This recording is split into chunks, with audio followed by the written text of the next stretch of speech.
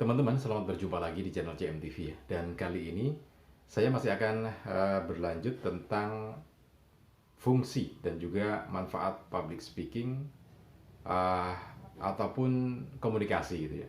Jadi video kali ini bisa dilihat dari sisi bisnisnya juga bisa, kinerja, sumber daya manusianya, kemudian dilihat dari sisi public speaking, kemudian komunikasinya juga bisa gitu ya. Menyeluruh video yang akan saya sampaikan kali ini. Jadi ini berkaitan dengan kondisi perusahaan, kinerjanya, kemudian hubungan antar karyawan gitu. Ini yang akan saya bahas nanti. Oh ya, untuk Anda yang baru saja bergabung di channel JMTV, jangan lupa subscribe terlebih dahulu, kemudian tekan tombol loncengnya, supaya nanti kalau ada di antara Anda yang ingin mendapatkan informasi, begitu kita update informasi terbaru atau video terbaru, Anda langsung mendapatkan notifikasinya. Dan itu adalah sebuah ilmu gitu ya. Kemudian juga jangan lupa tekan tombol like, kemudian share video ini ke teman-teman Anda di komunitas medsos, di WhatsApp, di Facebook, atau dimanapun gitu ya. Karena mungkin bisa jadi teman Anda sedang membutuhkan informasi ini. Jadi Anda sudah tahu informasi gitu ya. Oke, jadi gini, ceritanya saya akan berbagi pengalamannya supaya nanti Anda bisa menyimpulkan gitu ya, mengambil konklusinya.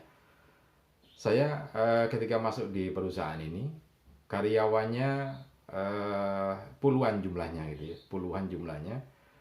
Tapi sebetulnya ini perusahaan kreatif gitu ya, karena perusahaan ini adalah bergerak di bidang jasa desain grafis, jasa desain grafis.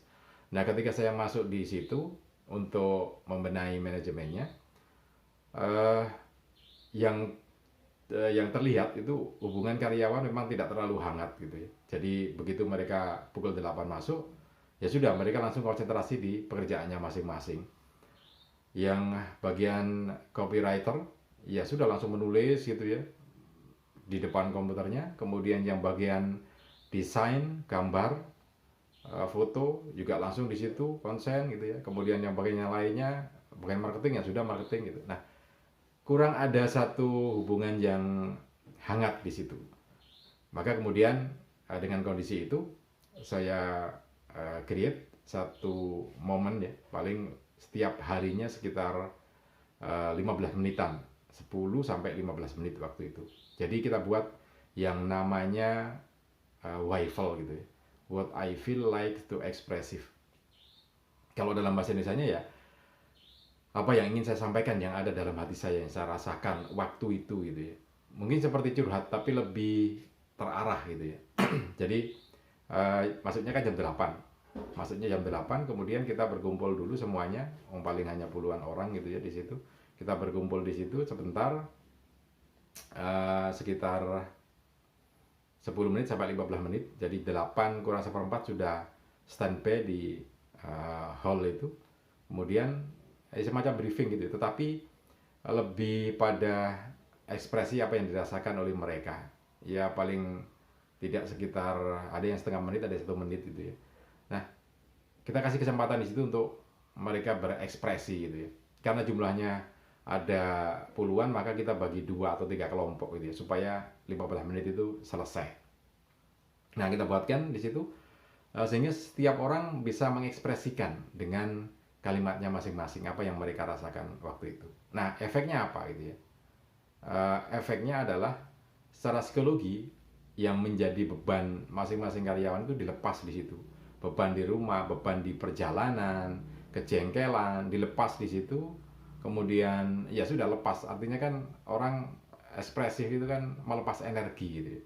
Nah, ada yang beban berat, maka biasanya ada yang memberikan saran sedikit.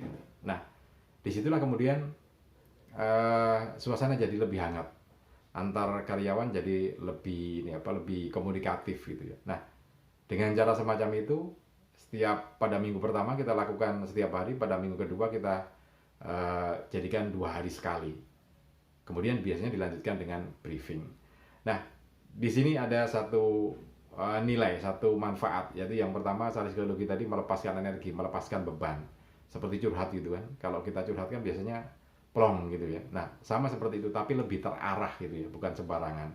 Nah, kemudian yang berikutnya, suasana kerja diakui oleh owner dari perusahaan ini bahwa dengan seperti itu suasana kerja lebih hangat dan lebih menyenangkan, lebih enjoy lagi, antar bagian lebih komunikatif lagi gitu ya. Oke, mungkin ini bisa dicoba di organisasi Anda, baik itu ormas ataupun yang lainnya. Sebelum memulai aktivitas, bisa dilakukan waifel atau apapun namanya, pokoknya berkumpul di situ. Kemudian satu persatu mereka bisa menceritakan apa yang dia rasakan saat itu. Nggak usah panjang-panjang, pendek-pendek aja gitu ya. Oke, mudah-mudahan ini bisa bermanfaat untuk Anda. Salam dan sukses selalu untuk Anda.